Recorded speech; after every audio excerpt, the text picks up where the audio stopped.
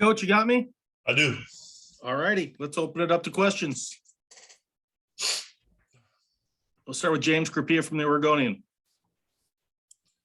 Joe, it's certainly been a long time since a lot of people on the staff have been affiliated with an outcome quite like that. How do you sum up things offensively and from your perspective, and just where you go about trying to make corrections and adjustments in terms of this week? Yeah, I mean, it's just disappointing. You know what I mean? That we had a great opportunity on a national stage against a quality opponent and, didn't go out and coach well or perform well. So the things that you do from this are look at the film, identify the things you did poorly, work to correct them. And at the same time, seeing that there were some positives and work to build off of them. And you put it behind you on Sunday and you move on to your next opponent. So, that's kind of the way we approached it. Zach Neal, Ducks Wire. Coach, the receiver room looks a lot different now than it did even 10 days ago. How have you seen players kind of react to that? And have you seen anyone really step up and try and fill that leadership void right now? Yeah. With guys with such experience and leadership and productivity in big games to lose, Johnny and Jay Red, that's obviously, a tough pill to swallow for us as an offense and certainly for the receiving core as well. But, I think, you've seen some young guys step up. Chris Hudson had the biggest day of his career, had a really nice game. Devin's continuing his improvement and productivity. And, guys like Troy and Dante getting out there, as true freshmen. So, like I said, it hurts to lose guys like Johnny and Jay Red, and that really stings. But, Coach has an next man up mentality, and I think those young guys, stepped into that game and did a nice job. Luciano Chatelain, end zoners. Hey, Coach, I hope we're doing well, and thanks for your time. What were the main issues on third and fourth down that made it so hard on you to keep drives alive? You said third and fourth down? Yep. Yeah, we ended up, I think we ended up was 8 of 14 maybe, or 6 of 14 on third down, which isn't, I mean, we were well over 50%. I guess 8 of 14 wouldn't be in the 40% range. But I think the situation that you saw this past Saturday that was different than other games where we had done really, really well on third down is we got ourselves into third and long and third and extra long situations where, those are difficult to protect. They're difficult to get open. Those are situations where you're behind the sticks and, makes it real tough to convert. And we did hit a couple of them, but that's why it's critical to stay ahead of the chains with effective gains on first and second down. So you stay out of those extra long situations on third down. Eric Scopel, 247 Sports. Which maybe this is us just watching from afar, but it seemed like the chemistry maybe between Anthony and some of the receivers, especially the ones who haven't been playing much, was maybe just not quite to where it needs to be. Is that a fair assessment? And then I guess how do you accomplish improving chemistry at this point in the season with limited practice days before such a big game? Yeah, I don't. I think there were some. I think we actually our vertical game. I think. Chris and AB were on sync. I think Devin was targeted a bunch of times. I know Dante had the one drop early and came back and caught his next 2 targets. And then the one where we were not on the same page was Troy was running the crossing route. And, we didn't allow him to get to his landmark and we threw it a little bit late behind him. So I don't know that I'd say out of sync or not on the same page, but, the passing game is about timing and spacing. When you have a bunch of younger guys in there that, necessarily haven't done it, on that stage for a long time, there are going to be some little things that you need to work out that may look a little bit disjointed. But I wouldn't say a lot of times on different pages, but there were some little things that we needed to clean up for sure. James. Joe, do you recall ever having a game where people look at the box score and go, oh, well, Travis didn't get enough carries, didn't get enough touches, and here's this great player who's not getting enough. But when it's 28-0, you're not going to run the ball a lot. I get that. But the reason why he was taken out in a way was it was just so circumstantial. It wasn't like you weren't running on P and 10, but like you mentioned, there were just some errors where it was a holding call or something where you can't necessarily run on 2nd and 19. So have you ever had a game where a running back was taken out more due to circumstance than anything? Not that I can recall offhand, but I'm sure there's ones where game situations, predicate a little bit different approach in your play calling.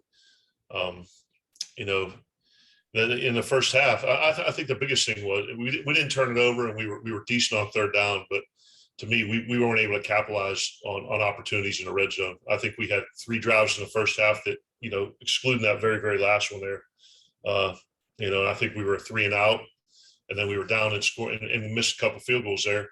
And then in the second half, we had 3 drives. We scored, got into scoring range, and then I think got down to the 5 and only got 7 points away from that. But yeah, we chart run pass by down and distance and overall run pass in the booth. So we're monitoring that thing throughout the course of the game, and it was fairly balanced in the first half. But then, like as you mentioned, when you're down that amount in the second half, a plotting, balanced, run oriented scheme isn't gonna get you back. So no, I can't recall it. 1, 2, I'm sure it's happened in the past, and certainly not having Travis and Byron touch the ball when we're in a game situation where it's going to be balanced that's less than ideal. Jared Denny, Scoop Duck on 3. Hey, Joe, I know Troy is listed at X on the depth chart. I'm just kind of curious how comfortable he is, or how comfortable you guys are with him at the other receiver positions, and how that could kind of factor into how him and Dante's reps are kind of split up going forward. Yeah, that's something we kind of talked about coming out of the game, that Troy, in terms of his football IQ and his ability to learn and BMAC cross training those guys, he'll do the same. He'll be the backup X, and then he'll also get some reps at the Z, whereas Dante's more of a strictly a Z guy, and Chris can play Z and H, and then 7 was in there. It's a slot. Yeah, I mean, Troy's real sharp. He could pick up those positions. His skill set matches what we asked both of those guys to do. And, we're going to have rotation with the numbers of guys that we have. There's going to have to be, some rotation and guys, bouncing around to different positions. Matt Preem, 247 Sports. Yeah, Joe, just your thoughts on Oregon State and the defense that they're present, and the challenges that come with playing them. Yeah, they since the change of defensive coordinator, there really hasn't been much schematically that's different. They play 3 down and 4 down front. They're mostly a closed middle secondary, playing a lot of 1, a little bit of 3. But the biggest thing is their pressure, interior pressures out of the odd front, and then, edge pressures out of the 4 down stuff. So that's something we have to be ready for, just in terms of players. Number 2, I think is a fantastic Pac-12 player, does a real nice job. 34, 36, and then 3, who plays the nickel, do a real nice job at the second level. And number 1, the right corner has really stuck out. And they play hard, great motor, a lot of passion. And, the last 2 games against Stanford and Arizona State, they've really elevated their level of play. Eric? Coach, obviously you've been in the coaching ranks for a really long time. You've been in your fair share of big wins and tough losses. I'm curious, coming off a tough loss like this, if there are maybe early indicators from a team and a culture perspective, like in the locker room at practice, that show up that kind of maybe put your concerns at ease in terms of where the team's headspace is at, and kind of how this group has stacked up in the last couple of days off of that tough one in Salt Lake. Yeah, there's certainly been, you're 24. And there's unfortunately there's games like this that occur, and it's the opportunity to bounce back. And they talk about it, adversity. Like, it's not what happens to you, it's how you respond. And number 1, I think we'll fall back on the culture that Coach Cristobal has built and established here. And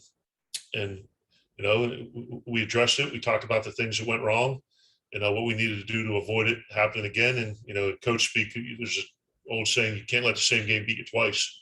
So if we're focused on Utah and the things that went wrong there, and continue to let that thing linger, that's obviously going to affect Oregon State. But I think between Coach Cristobal's message on Sunday and our players and our leadership, that they're looking out the front windshield instead of the rearview mirror. So I think that's very positive, very good. Sorry, Coach. James. You're good. Not for excuses here, Joe, more for context. Just when you have that kind of churn at the receiver position, and 3 of your top 4 guys from the week earlier aren't there. And I realize, again, yes, the freshmen were taking reps with second team. They were, yeah, sure. But to what extent between them being out, some of your best perimeter blockers being out, did that compromise in the first half just how much of the playbook was available to you or not, by way of things that you could do? And then in the second half, when AB clearly was gutting out, being bent back pretty good, and said after the game, it didn't matter how injured he is, he's going to do what he's going to do and play for his teammates. But he clearly was gutting out something. Yeah, I think the young guys did a really nice job during the week, taking the information from the meeting room and applying it on the field in practice. And there weren't a ton of assignment busts. You know, there were some things, as you guys mentioned a little bit earlier, maybe a step off here, a little bit of a throw off there.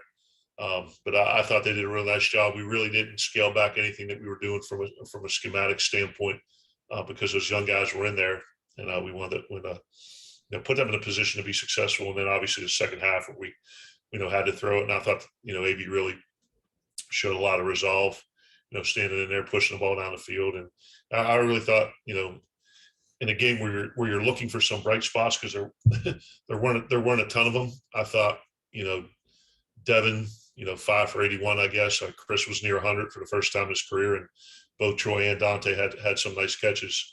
That's certainly, something upon which we'd like to build. Time for two more. Jared? It looked like Robbie Ashford didn't make the trip to Salt Lake. I'm just wondering if he's okay, if there's an injury there or something. And I know the Bradley Yaff's a guy that we never really talk about or ask about, but what does he sort of just bring to that quarterback room on a day-to-day basis? Yeah, Robbie's a little bit banged up with an injury that prevented him from traveling. So he's fine. He's just recovering from just a low injury sustained in practice. And Brad Yaff is a guy that has been here a long time. He's a graduating senior, really understands the game, has a high football IQ, but has also embraced his role. He does a phenomenal job with the scout team throughout the course of the week and takes a lot of pride in getting our defense prepared with the looks that they're going to see. But, sits in our position meetings, takes diligent notes, and, gives a lot of brings a lot of maturity to the room. He gets great grades. He's a super smart kid. And I'm sure he's going to have a lot of success after football ends here. But, he's an invaluable member of the position room and of the team. Last question, Eric. Just sticking on the wide receiver conversation here. Obviously, we saw the complement of guys that have played a fair amount this year are kind of in that rotation. I'm curious, guys that made the trip and played a little in the fourth quarter, maybe even a guy like Isaiah who didn't play, but is kind of, he made the trip. And just like, how have you seen the progress and what's your confidence in the depth after you get past your first 5 or 6 right now? Yeah, I think same thing. You're building and working, and Isaiah's in a position now where coming in as a young guy, and wasn't a mid-year enrollee, like the other guys. So that his learning curve was a little bit steeper throughout the course of fall camp in the season. And Crocker's done a real nice job in practice the past few weeks, and Spencer Curtis, he's like a Swiss Army knife. He's another guy that you can put in any position, and he's able to function fairly well and had a catch there at the end. So yeah, outside of the guys that we've talked about, early on in the our deal here, there are other guys behind those that are continuing to work, continuing to get better, and whether it's this season or into next year, I think I'll have an opportunity to contribute. Thanks, Coach. Appreciate your time. Awesome, guys. Y'all have a great day. Appreciate your time as well.